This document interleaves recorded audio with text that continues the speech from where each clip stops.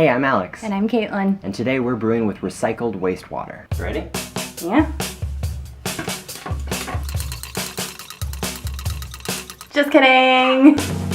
This is the fourth year our homebrew club has collaborated with Clean Water Services to facilitate conversation around recycling water. In essence, what we are working with was once wastewater. It came through sewers, ended up at a treatment facility, and Clean Water Services has this incredibly intricate multi-step process that involves reverse osmosis and frankly scientific concepts that are way above my pay grade. But the water that comes out, it is so high quality, everything is stripped out. Basically the same as distilled water, it's so pure. And we will link more information about them in the description so you can read up on them and get more details than we're able to explain.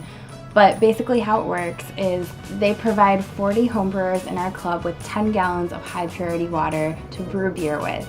And the reason for this is because they are trying to pass legislation so that this high purity recycled water can be made available to the public. Our beer is canned, it goes off to a conference where they are talking about clean water and sustainable practices, and they actually put it out available for some of these people to try, so that it's just getting the conversation going and getting them to physically see something that has been made with this water that they can drink safely themselves and see, oh, this is actually really realistic. This could happen on a much larger scale. And hopefully it's not only safe, but also phenomenal. In Oregon, a number of brewers are competing to turn sewer water into beer. Yes. Yeah. True story, yeah. The brewers said, hey, if Bud Light can do it, we can do it. So the water that we're brewing with today is called high purity water. And when they say high purity, they mean it. They have stripped so much out of this water. So we're actually gonna have to add some stuff back into this water to make it adequate for brewing.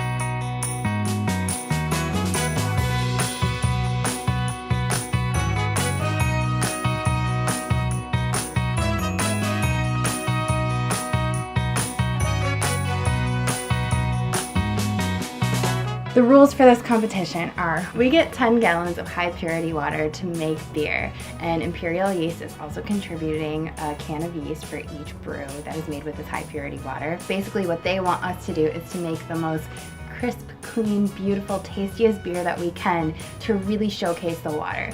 So we're not necessarily going to be making an Imperial Stout here. I feel like that could probably cover up a lot of water impurities. It might actually make people start thinking about this recycled wastewater in the wrong way. Yeah. We decided that we were going to make an American-style pale ale. We wanted to make something that we are also really interested in drinking.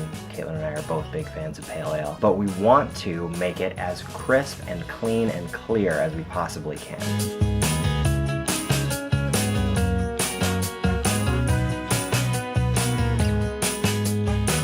We are taking a bunch of steps to make sure that this beer comes out as clean as possible, and the first and maybe simplest of those is whirlfloc. It's the whirlfloc tablet. It is refined carrageenan. It actually comes from seaweed.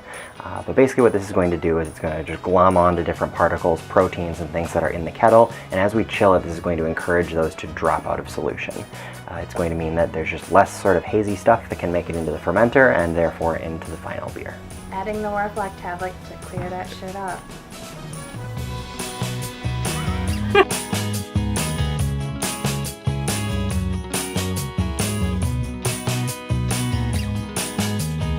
Time for hop addition number 1. We've got an ounce of Cascade. 10 minutes left of the boil, we're adding 1 ounce of Simcoe hops. It's hop addition number 2. 5 minutes left of the boil, we're adding 1 ounce of Citra hop. It's the third hop addition. I hate myself. It's really important when you finish your boil that you get your beer or your wort chilled down as quickly as possible. What a lot of beginner homebrewers will do is take their kettle and put it in an ice bath. We then took the next step and got an immersion chiller. It is copper, and this is about as cheap and janky a little one as you can possibly get. We've been making the most of it for the longest time, but finally decided to take the plunge and upgrade to this guy. Oh, so pretty. Big difference between these two in terms of width and surface area, and this is hopefully going to take our chill time from like an hour down to like 20 minutes.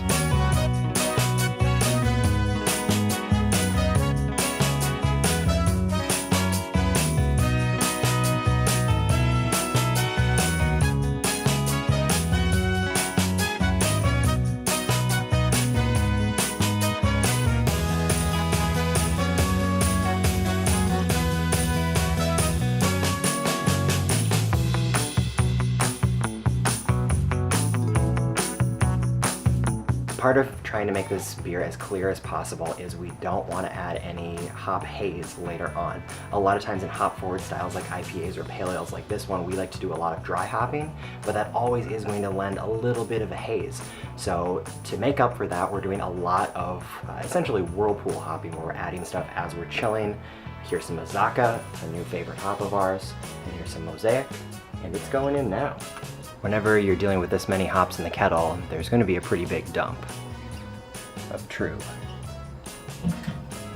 Yet another thing that we're going to be doing in order to try to get the clearest possible beer possible is using a White Labs product called Clarity Ferm. We've never actually used Clarity Ferm before, and this might be totally overkill, but in essence it's an enzyme that's going to prevent certain types of haze.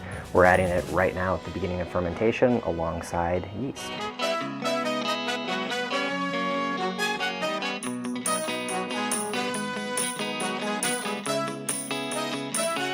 Final thing that we're going to do with this beer in order to get it as crisp and clear as possible, but unfortunately we're not going to be able to show in this video, is at the end of fermentation we're going to cold crash. Cold crashing is really common in commercial breweries, it's really common with lager brewing. We don't typically do it when we're making ales like a pale ale. But ultimately what's going to happen is we're going to mess with our temp controller. This is our temp control system. There's a temperature probe inside of this chest freezer, and it allows us to know what the temperature of the beer is. Basically, the top number is the current temperature of the beer, the bottom number is what we are trying to get it down to. Crashing essentially means just you drop it to what you've programmed it to ferment at, and it very rapidly chills down. What that's going to do is lead some of the yeast and different particles to drop out of suspension, therefore leading to a very clear beer. As always, thank you so much for watching. We really hope that this collaboration with Clean Water Services starts a movement. As long as our beer doesn't turn out shitty. If you like this video, give us a thumbs up, and don't forget to subscribe because we've got new videos coming out every week. If you didn't totally hate the poop puns, go ahead and leave a comment and keep the puns coming. We also would totally love to name this beer after some sort of toilet humor pun sort of thing. If you have any original ideas that we haven't covered, go ahead and comment that below as well. Okay, time to see what this high purity water is all about. Smells like water. Tastes like water. It has a distinctly water mouth feel to it. Yeah. I would say water. Pretty much water. True to style.